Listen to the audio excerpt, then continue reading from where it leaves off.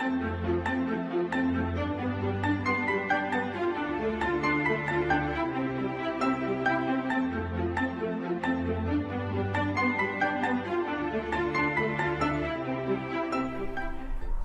everybody, this is Alex Merced from alexmerced.com, and I wanted to make a quick video about the healthcare system.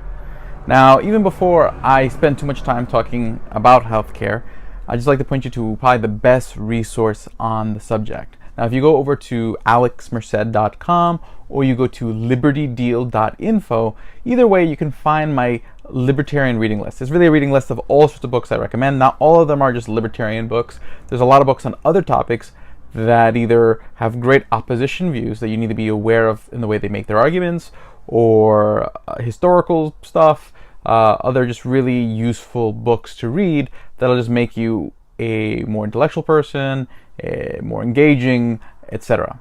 But the book I want to talk about today, which is on that list, is The Primal Prescription by Robert Murphy, an economist, and Doug McGuff, a doctor. So that's The Primal Prescription.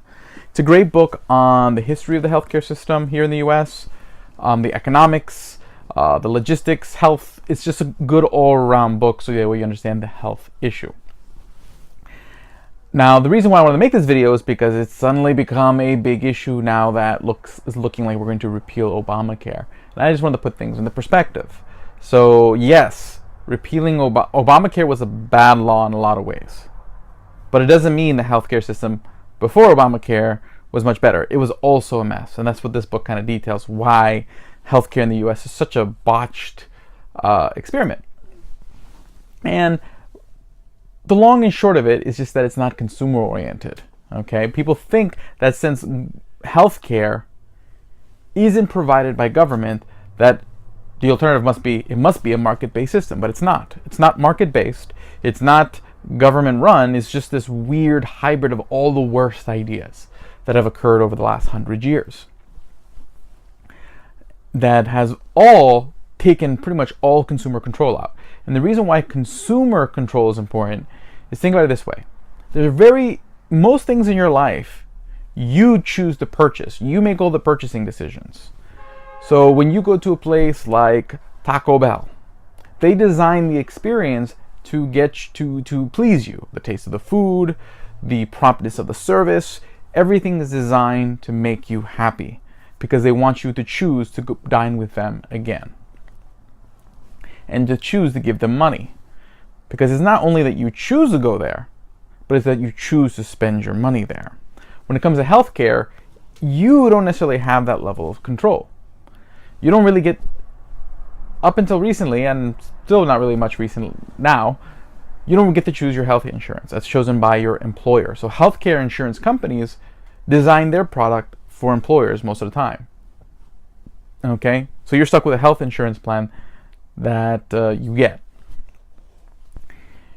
You don't really get to choose where to spend your money. You can kind of have, to some extent, choose what doctor you go to, but you don't get involved in the actual payment with the doctor. You may pay a copay, you may pay a portion of it, but at the end of the day, there's this whole behind-the-scenes negotiation between you and your health insurance.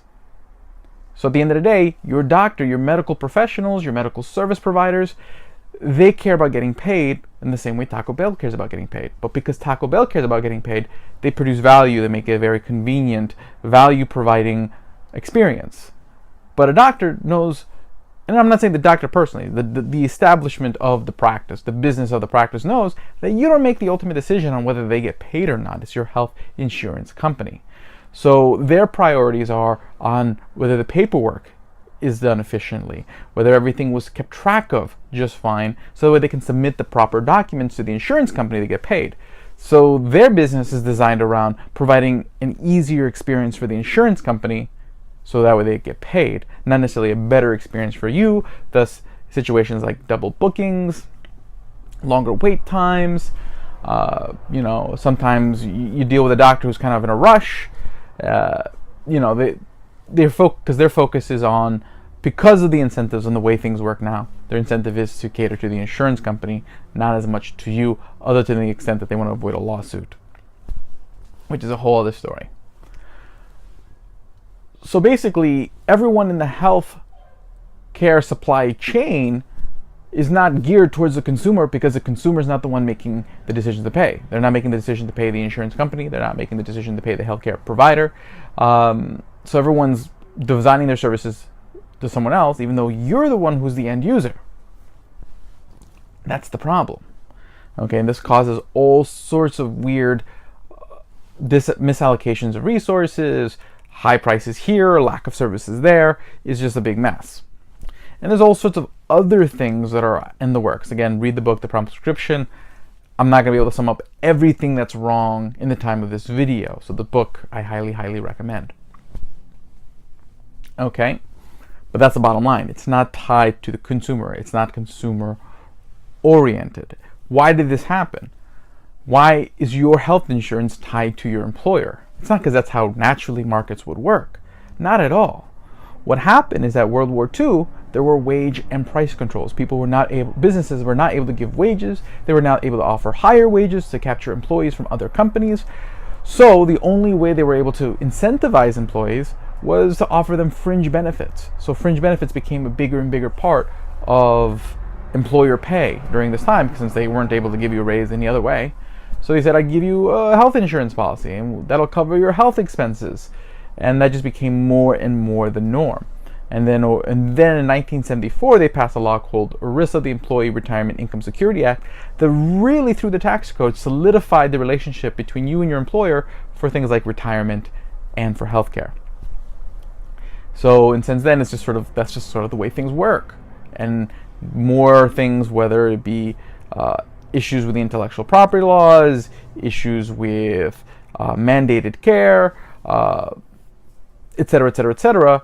Basically, at the end of the day, it got worse and worse and worse. So that's sort of the healthcare. So basically, in order to fix the healthcare problem, you need to work your way back to a more consumer-oriented market. Now, would just repealing Obamacare overnight fix that? No.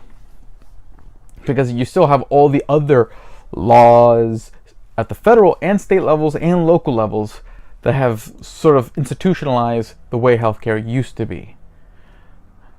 All you really do is you do alleviate a lot of burdens for a lot of employers. You do alleviate a lot of regulatory burdens for a lot of different companies. But you don't necessarily fix much of anything yet. There's a further step you have to go where you address competition. You address consumer orientation. And there's different ways to do it. I know when I was running for U.S. Senate, I was pitching the idea of the rainy day account. That was the idea of you having, instead of a retirement account, a education savings account, a health savings account, you just have one account. You're allowed to put 10% of your income pre-tax, and you can use that for healthcare, education, retirement, unemployment, all that stuff, tax-free. Unfortunately, I did not win my election for U.S. Senate. Although, if you are interested in my future electoral endeavors, check out alexmerced2020.com. But basically, plans like that, things that can incentivize people to be more personally involved in their healthcare decisions, will make healthcare more market-oriented again. And as it becomes more market-oriented, you'll start seeing a lot of that cost curve again to play. But it's not just that, it's also just freeing up people's income so they can afford that care.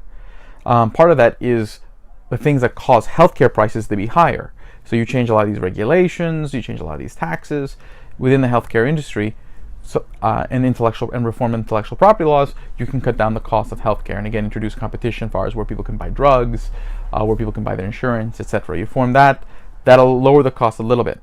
But at the same time, there's other things that are destroying people's income and making it harder for them to survive. Not just taxes, although taxes is one of them. So if you lower taxes on people, they have more money to be able to pay for things like healthcare.